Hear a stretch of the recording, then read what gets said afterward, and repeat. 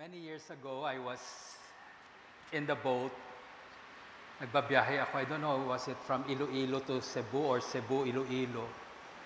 So early in the morning, nung nagkakape, sama-sama yung mga pasahero dun sa mess hall, there was a Nigerian man na nagkakape din siya. So nagtitimpla kami ng kape, iisa lang yung lalagyan ng coffee. Isa rin yung lalagyan ng sugar at ng creamer. So pag nagbayad ka, bibigyan ka lang ng tasa na may hot water. Then upo ka na doon sa table, then you put coffee, you put sugar. So nauna yung Nigerian sa akin. So pinauna ko siya. So yung tasa niya may tubig na, naglagay siya ng coffee, then naglagay siya ng creamer. Pagkatapos naglagay siya ng sugar. 3, 4, 5. Nung dami-dami ng linagay niya, lahat na nagkakape doon, nakatingin na sa kanya, grabe tama na pa. Grabe na ng kalamay ka ra. Diabetic, uta siguro egoy nga ra. Magayon siya ng sugar. So tinitingnan ko lang siya. Sa sobrang dami ng sugar niya, everybody was looking at him. Tinitingnan namin kung ano magiging itsura niya pag inom niya ng coffee niya. Pagkuha niya pagtapos niya maglagay, binalik niya, wala munang kumuha, nakatingin lang sa kanya. Kinuha niya yung tasa niya at diniretso niyang ininom. Hindi man lang stir up. And I was curious, bakit kadami-dami ng sugar tapos hindi man lang stinir? Diniretso niya na. So may nagtanong sa kanya. Sabi sa kanya, hey, hindi ko alam kung tawag sa kanya. Hey, you did not kutaw-kutaw your coffee. Sabi niya, I don't like, it will become sweet.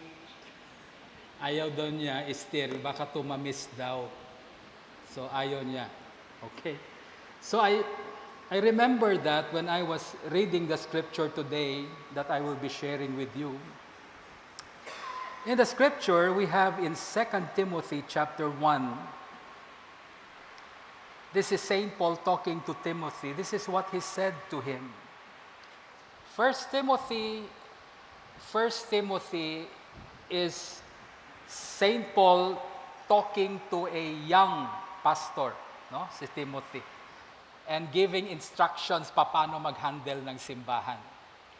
Yung second letter ni St. Paul, the 2 Timothy na epistle, this is already the letter of Paul na nagpapaalam na because he was about to die already. So this is his final words to Timothy. And this is what he said in the second epistle of Timothy in chapter 1. Sabi niya dito, therefore, I remind you to stir up the gift of God which is in you through the laying on of my hands. So it's very clear it was Saint Paul who ordained him. Ang sabi nga nila, Timothy was a young bishop. Bata pa, bishop na siya. No? Kaya marami siyang insecurities. Di ba? Do not let anyone despise your youth. Kasi parang sinasabi, bata pa ako, and everything. So sabi ni St. Paul, you stir up the gift that is already in you through the laying on of my hands. Okay? I remember when I was consecrated as bishop, it was Patriarch Bates and the other bishop were laying hands on me.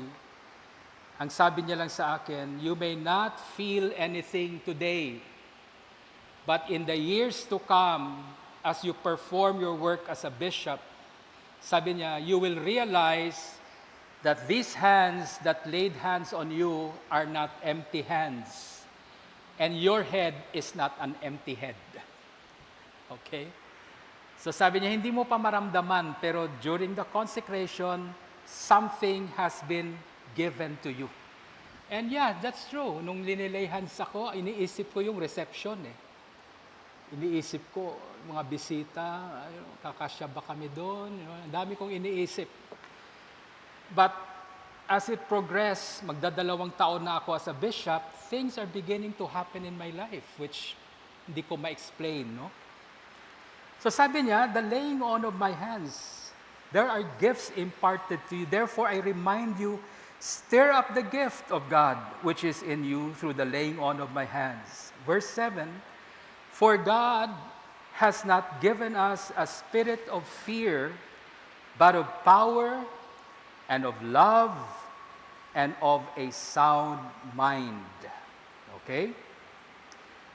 This is a powerful biblical reminder to all of us, not just Timothy, not just me as your bishop, but all of us who have been given gifts at our baptism. When we were baptized, we received the gift of God, the gift of the Holy Spirit. And with the Holy Spirit comes the gifts of the Holy Spirit. It is in us. Pero bakit hindi matamis? Because you are not stirring it up. You have to stir up the gift. Okay? It is a reminder that we have to stir up, to put into active use. Okay? The spiritual gifts and the potential God has placed within you. Okay? You may, iniisip ko siguro, hindi ako magiging mabuting teacher, hindi ako magiging mabuting tatay, for those who are getting married, baka hindi ako maging kagaya ng nanay ko, napakagaling ng nanay ko, siguro ako hindi. I may not be successful in my business, all those things. But there are potentials that God has already placed within you. May deposito si Lord sa buhay natin. He already invested something in your life. He already imparted that in baptism. We all know that. Now, we don't know what are those things. We don't know what our potentials might be. Kasi nakatingin tayo sa weakness natin. We look at the circumstances, But the potential and the gifts, they come out once we stir them up. Kutawon mo ang kabuhi mo, gagawa kita ro mga gifts nga ron, mga abilidad nga ron, gagawa kita. One of the things I've realized in my life, when I'm faced up with a difficult situation, that is where I can see my gifts coming out really. Yung tapang ko, hindi ko nakikita masyado pag okay lang yung buhay. But when I'm confronted with adversity, nagugulat ako because my courage rises up. Alam nyo naman at hindi naman to lingid sa kaalaman ng lahat, takot ako sa dugo. Diba? You all know that. Gakapunaw ako makakita dugo. Bisan sa laboratory na yan, struggle talaga ako magpa-blood chem.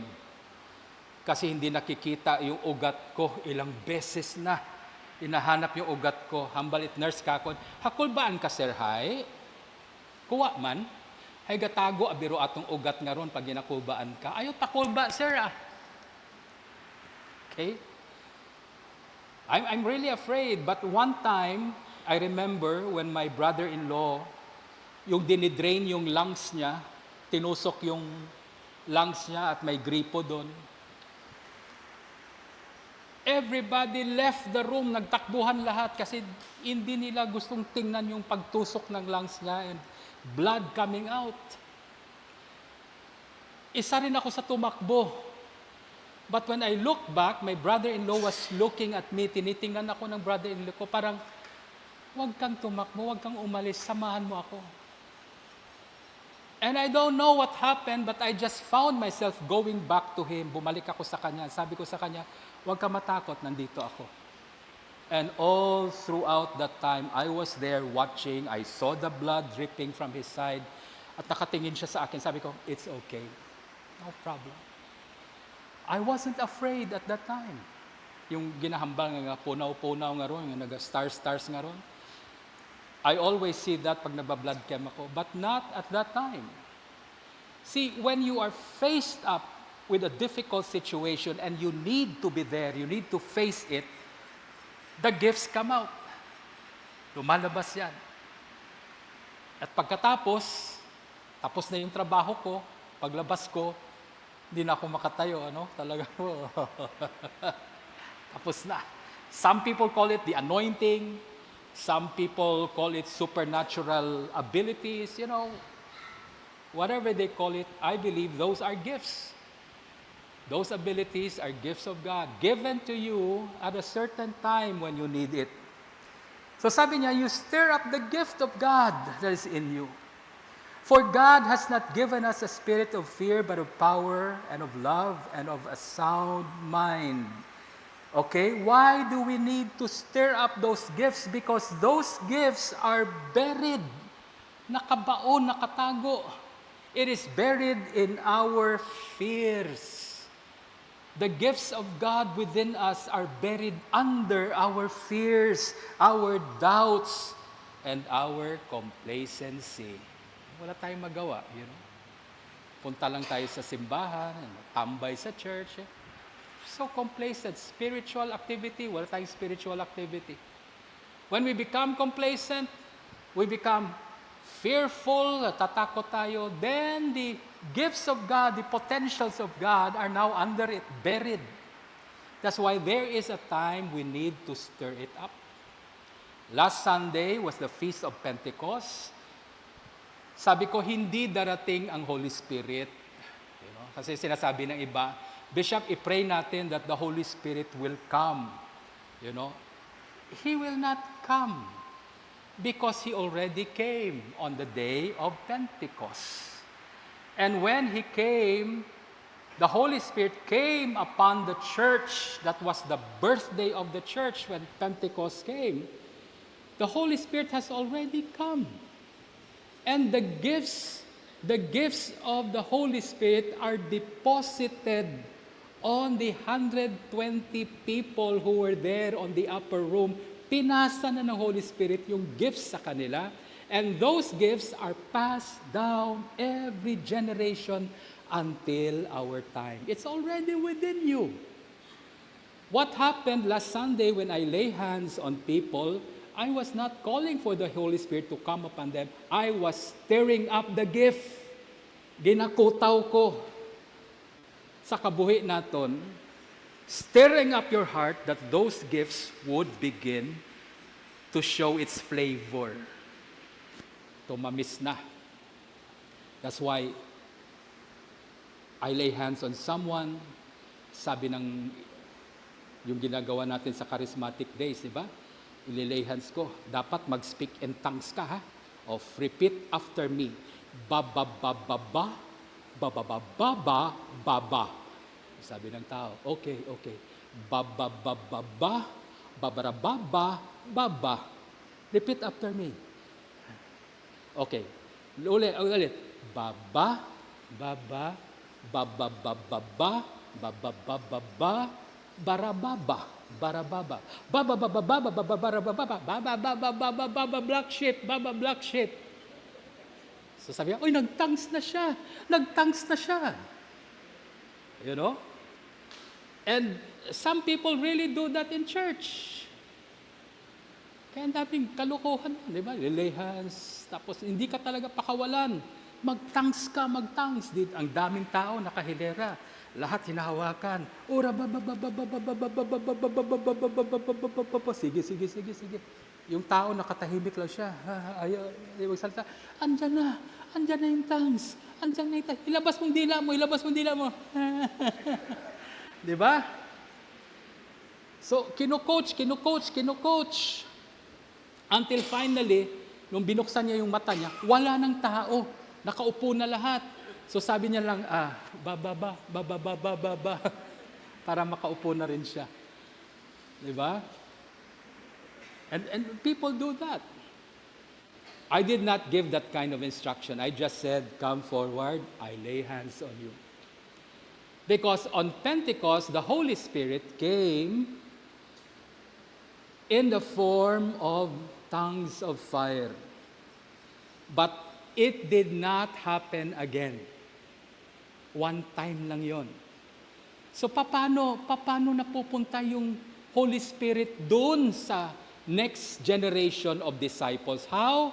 Through baptism, the laying on of hands. Hindi na yung tongues of fire. There was one church, I remember, I think it was on the States, noong nagpipray sila for the Pentecost to come, merong kumuha ng mga charcoal at tinapon. Nahulog yung mga baga. No, talunan yung mga tao, Holy Spirit, Holy Spirit. Tongues of fire, yun naging charcoal of fire. Yun, ang dami nating ginagawa. So what I did, nung Sunday, sabi ko, you just come forward. I'm not going to call the Holy Spirit to come because the Holy Spirit is already with us. I'm going to lay hands on you that there will be a stirring up in your heart for those gifts to come out. There will be a fresh outworking of the Holy Spirit in your life. Kasi minsan nagiging complacent na tayo. Wala na tayong ginagawa sa simbahan. We don't share Jesus anymore. We don't talk about Jesus. We just sit down, nakaupo tayo at gaganyan lang tayo. Ura rukuring una sa lamisa. Diba? We become complacent. And complacency has kept our gifts hidden inside us. Nakatago lang. Anong gifts mo? We don't even know our gifts anymore. Because that is another question that I have. Do you know the gifts that are dominant in your life? How can you use a gift that you don't know you have?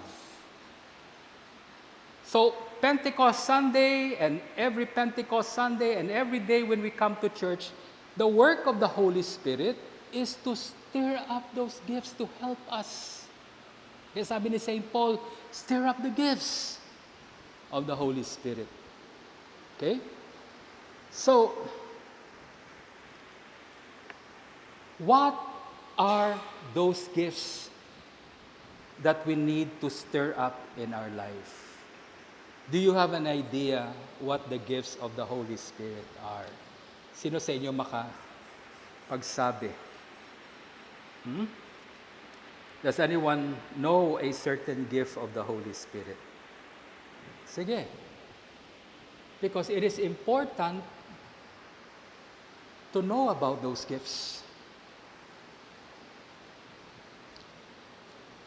If you know about those gifts, and you are aware of those gifts, then you will be aware that it is in your life already. Pag alam mo meron kang gift na ganyan, it's not so hard to activate it. Okay? Do you know the gifts of the Holy Spirit? Lesson natin to kay Bishop Dick. Remember, there was a time, ilang weeks ito tinuro niya, the gifts of the Holy Spirit. And boy, when I was there sit-in ako sa mga classes ni Bishop Dick, wow, grabe yung teaching sa Holy Spirit. Ang sayang lang nun kasi I cannot stay long, I have to go back to Antique.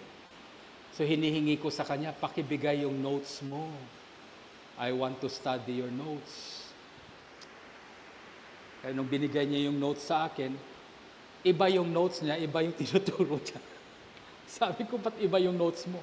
Sabi niya, ibang lumalabas minsan eh. Okay? So what are the gifts of the Holy Spirit? Are you aware? How many gifts of the Holy Spirit do we have? Huh? Okay. Okay. How many gifts? 9? Okay. Sino nagsasabi 9? Sino nagsasabi 7? Okay. Okay. 5. May 7, may 9. Okay? So, actually, the gifts of the Holy Spirit is so much more than 9. The Holy Spirit has 3 lists. Tatlong listahan ng gift. One list contains 9 gifts. Another list contains 7 gifts. Another list contains 5 gifts. So ang gusto ko makita natin ngayon, okay, I would like you to see this clearly. Kasi hindi na klaro to. When it comes to the gifts of the Holy Spirit, there are 3 lists, 3 dimensions of that gift. Now, we are aware of the first list, yung unang listahan. Yan ang familiar tayo, Book of Acts. We are so familiar with the dramatic and supernatural gifts. Kasi yun ang nagbabasa natin sa Book of Acts. On the day of Pentecost, pagdating ng Holy Spirit, tongues of fire, sound of a rushing wind. Suddenly, when the tongues of fire came upon the apostles, they started to, speak in tongues. Grabe. So alam natin yan, the dramatic and supernatural gifts, we are aware. But those are just one of the lists. There's so much more. Okay? So 1 Corinthians 12, makikita natin yung listahan na yan. The first list is found in 1 Corinthians 12. What are those gifts? Word of wisdom. Number 1, the word of knowledge. Faith. Healing. Miraculous powers. Prophecy. Distinguishing between spirits or discernment of spirits, speaking in tongues, and the interpretation of tongues. 9.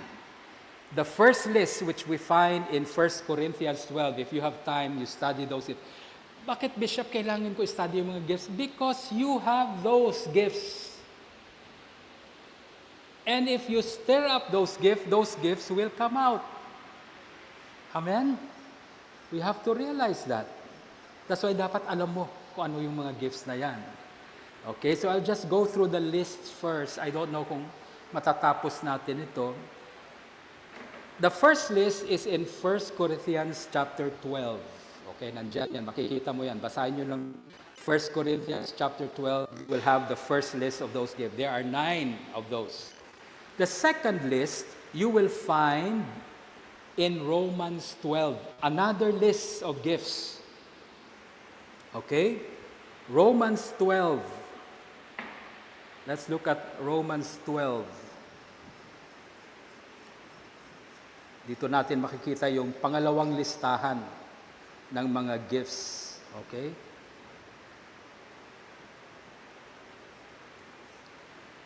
So here, Paul is talking about many members in one body. Okay? So sabi niya dito in verse 4, Romans 12, "For as we have many members in one body, but all the members do not have the same function, so we, being many, are one body in Christ, and individually members of one another. Having then gifts," okay, here are the list of gifts again. "Having then gifts, differing according to the grace that is given to us, let us use them." Again, here is the second list of gifts found in Romans 12. What are those? Number 1, if prophecy, let us prophesy in proportion to our faith. Or ministry, let us use it in our ministering. He who teaches, in teaching. He who exhorts, in exhortation. He who gives with liberality. He who leads with diligence. And he who shows mercy with cheerfulness. So what are those gifts? Okay? Can you see those gifts? Can you see those gifts in your life as well? Okay? Ano yung mga gifts na yon? Okay, we'll just mention it. No? Ito yung second na listahan ng mga gifts. Okay, in Romans 12, what are the gifts? Again, prophecy is mentioned. Okay, na-mention siya ulit. Nandun siya sa Corinthians, the first list, but this is something different. Okay? Yeah, almost pareho sila, but there is a slight difference to this gift. Prophecy, serving. Okay? Teaching is number 3. 4, encouraging. You know, there are people na talaga pag na-meet mo, nag-usap lang kayo, mai-encourage ka talaga because that person has that gift. He has the ability to bring encouragement. There are people like that. Okay? Giving. Then we have leading. And finally, mercy. Okay? So anong tawag dito sa listahan na to? What are these kinds of gifts? If the first list, ang tawag niyan are the charismatic gifts or sign gifts. These are supernatural. These are dramatic gifts. These are signs. Every time you see someone speak in tongues, interpreting tongues, someone works in the word of knowledge, someone operates in the word of wisdom, okay? These gifts are called sign gifts, signs of the presence of the Holy Spirit in that person's life. Okay? Ang tawag dito, charismatic gifts. The word charismatic comes from the word charismata. Okay? Charismata. So ang first list na to, ang tawag dito, these are the charismatic gifts. The second list of gifts found in Romans 12, these are what you call motivational gifts. Okay? They are not dramatic. They are not supernatural, but they are gifts. Okay? You know, I'll give you an example of that motivational gift. Napapansin nyo may tao talaga na matyaga talaga pumunta sa ospital, bibisitahin. Kahit sino magkasakit, nandun siya sa ospital. Kaya niyang umupo whole day, tabihan ka kung may sakit ka. The gift of mercy. Pero may mga tao naman talagang walang tiyaga. You know? Paano sa ospital, you know? There are people who would stay with you, who will stand with you, even at your most difficult time. They never get tired. Why? Because they have that motivational gift. Not all has that. Okay? Some have that dominant gift. Quiet lang yan, nandyan lang niya sa tabi. Pag marami ng tao, marami na nagpupunta, he just exits. Pag wala na namang tao, wala namang nagbabantay doon, he comes again. And he watches over you. There are people like that in the church. Okay? They have that gift of mercy. Okay? That's the second list. Now the third list of gifts. The third list of gifts, we have this, and you're familiar with this. We have this in Ephesians chapter 6, verse 7 and 11. Okay? Ito yung pangatlong listahan. What are the first gifts? First list, charismatic gifts, charismata gifts, charism, tawag nila. The second gifts are the motivational gifts. Okay? The third list of gifts is what we call ministry gifts. Ito naman. Okay? The ministry gifts, we find that in Ephesians chapter 6.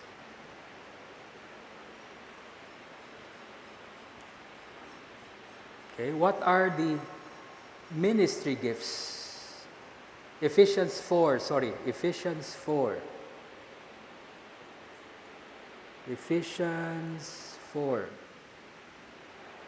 Okay. Ephesians 4. But to each one of us, grace was given according to the measure of Christ's gift. Okay, this is verse 7. Each one of us, grace was given. You can change the word grace into gift. When you talk of grace, it is something that you cannot earn. It is not something that you deserve. Grace is given to you, not according to you, but according to the person who gives. Amen? So sabi niya, each one of us, grace was given according to the measure of Christ's gift. Okay? Ano tong mga gifts na to? Okay, verse 11.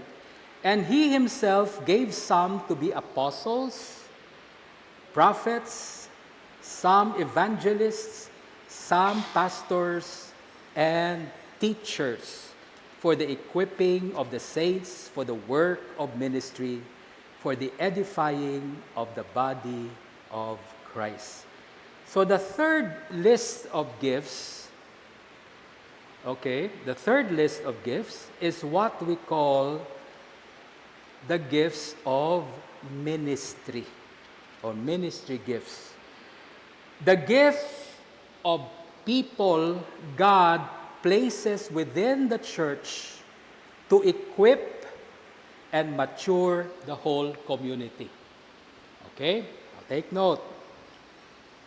Ang ministry gifts are gifts of people. Hindi siya talents, hindi siya abilities, but people that God gives to the church. What are those gifts? Pastors, teachers, evangelists, apostles, and prophets.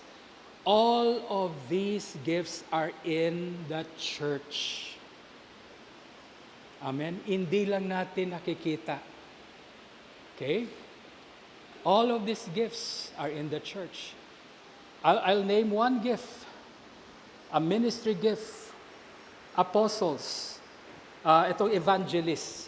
You notice that in the church, meron talagang isang tao na gusto talagang pumunta sa labas at kausapin ang mga tao na wala sa church, na hindi membro ng church, kakausapin niya and he will share Jesus with that person. Have you noticed there are people like that? I am not one of those. Nahihiya talaga ako minsan lumabas and talk to people and preach the gospel to them. But we have people in the church talagang boldness. Oh? They just go out. Okay? Pumunta sila and they just, do you know Jesus already? They start with, those are evangelists. Okay? May mga tao naman sa church that if you send them to a certain place, padala mo sa isang lugar na walang simbahan, pupuntahin mo yung tao na yan, in a matter of time, magkakaroon ng simbahan sa lugar na yan. These are gifts of apostles. Church planters talaga. May mga taong ganyan. Okay?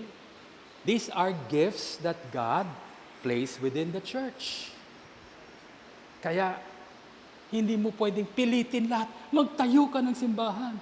Magtayo kayo ng simbahan. I remember sa time ni Bishop Dick, sinabihan niya lahat ng clergy magtayo ng Bible study. Okay? Mga clergy, do you remember that? Naalala nyo? Sabi niya, bawat deacon, bawat pari, dapat may Bible study. He commanded it. He was very strong at it. So, nung sa Antique siya, pumunta siya doon. Okay, sabi niya, tinawag kami mga clergy. Sino sa inyo may Bible study? Ganyan ako ng kamay ko. Yung mga kasama ko, walang Bible study. Sabi ni Bishop Dick, hindi, kailangan magkaroon ng Bible study, bawat pari, bawat deacon. And you know what? He has been enforcing it for a long time until he passed away. Hindi talaga natupad yan. Did not happen. And so, when Bishop Raimundo took over, nung pumalit si Bishop Raimundo, medyo matapang. Sabi niya, anong klase mga pari kayo? Anong klase mga deacon kayo? Di kayo marunong mag-umpisa ng Bible study. So, umpisa ngayon, sabi niya, as your interim bishop, I want all the deacons to have a Bible study. Pilit ng pilit. Galit ng galit si Bishop Raimundo. Natapos na lang yung term niya. Not every deacon, not every priest has a Bible study. Ngayon pumalit na ako. So, ang naisip ko naman, kung hindi nagawa ni Bishop Dick, hindi nagawa ni Bishop Raimundo, bakit ko pipilitin? I will analyze this first. Before I jump into it, bago akong pumilit sa bawat isa na mag-Bible study, tingnan ko muna, bakit hindi natutuloy? Then, I saw this scripture. Some were called to be teachers. Some apostles. Some evangelists. Not everyone has the same gift. Inisip ko, bakit layman ang pipili? Bakit clergy ang pipilitin? Kasi merong mga evangelists na hindi naman clergy. Amen? Hindi naman, may mga tao na hindi naman sila bishop, but they have the apostolic gift. They can plant churches. So it's not about being clergy or layman, it's about your gift. So sabi ko sa mga deacon, mga pare, okay, not every one of you can start a Bible study. I'll give you assignment, but I will start looking for these people who have the ministry gifts. Kaya meron tayo mga teachers sa Ezra, mas magaling pa sa pari magturo. And they're starting Bible studies. They're not clergy. Hindi sila clergy. Pero ang galing sa Bible study. Sabi nila, dapat clergy, lalaki. Minsan merong mga magagaling na teacher sa church, hindi lalaki, babae. So sabi ng ibang bishop, hindi pwedeng babae. Dapat lalaki ang mag-lead, dapat mag-lead ang lalaki. Sabi ko, what's wrong with a woman teacher? Sabi niya, hindi, dapat lalaki. So dahil hindi siya lalaki, wag na lang siya magturo, lalaking pilitin natin. There are teachers who are so good, hindi pwede dahil babae sila. So nung nagdedebate yung mga bishops, I asked them, who was Jesus' first teacher? Kayo nga. Sinong unang teacher ni Jesus? Ha? Yung nanay niya. Mary was a good teacher. So sabi ko, if Mary is a good teacher to Jesus, I can have Ferlinda, Ining, Beth, Kathy, Diding, to be teachers also. Not necessarily lalaki. Kung magaling yung babae, may gift siya, why don't she can teach? Not necessarily the clergy. Amen? Amen? So, there you have it. No? Ito yung mga gifts natin. And I cannot go through one by one sa mga gifts na to. Maybe if I would have time, I'll be leaving for Manila tomorrow. But when I get back next week, pag-uusapan natin to, you know. Again, what are the three lists of gifts? Okay, number 1, we have the charismatic gifts. These are the dramatic, miraculous gifts, no? Or we call this sign gifts. Okay, what do we have here? Sa charismatic gifts, we have 9. Okay, the gift of wisdom, knowledge, faith, healing, miraculous powers, prophecy, the gift of distinguishing between spirits, the gift of tongues, and the gift of the interpretation of tongues. That's the first list of gifts. Then we have another list of gifts. Okay, what are these gifts? Anong tawag sa mga gifts na to? These are called the motivational gifts. Okay? Motivational gifts. Hindi siya masyado dramatic. Hindi siya masyado na talagang supernatural. But this can motivate people. Okay? This can help people to grow and move. You'll find that in Romans 12, okay, starting with verse 6. What are the motivational gifts? We have 7 of them. Prophecy, service, or tawag natin yan sa charismatic days, gifts of helps. Okay, helping. Okay? Then we have teaching, encouraging, exhortation ang tawag natin doon. No? Gift of exhortation. There are people who are really good in exhorting others. Lalo na yung pagod ka na, lupaypay ka na, discouraged ka. You find someone in the church with this gift, mabubuhay ulit yung kaluluwa mo. No? They have the ability to exhort people. Then we have the gift of giving. There are people in the church who can give everything they have to help someone. Tayo, medyo, minsan nag-iisip pa tayo, bibigay ko ba lahat to? Kulang na yung file. May mga tao talagang may gift of giving. Okay? They're so happy, so cheerful, every time they use up their resources to help someone. May nakikita ba kayong taong ganyan sa simbahan natin? Ha? Yeah, I've seen people like that. Na hindi talaga nag-aatubili. Pagdating na kailangan yung finances, yan, tulong mo yan. Kulang pa, text mo ako kasi wala na akong pera, baka bukas meron. Bigay na naman ulit. Okay? That's the gift of giving. No? That's our motivational gifts. Then we have leading.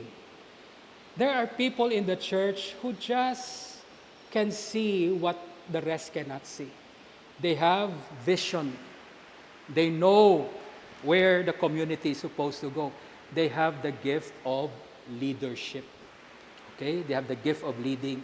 Then we have the gift of mercy. That's the second list. The third and final list of gifts, we find that in Ephesians chapter 4. Basahin nyo na lang. What are these gifts? These are the ministry gifts. These are the gift of people God places within the body of the church to equip the church and to mature the whole community until they reach and become united in the faith. They're building up the body of Christ. What are these gifts? We call them ministry gifts. You have the gift of apostles, prophets, evangelists, pastors, and teachers. Okay, so we just stop here for a while. I will continue with this the next time I come back for the Wednesday event. We will discover those gifts together. We will study those gifts so that we will know what are those gifts that we need to stir up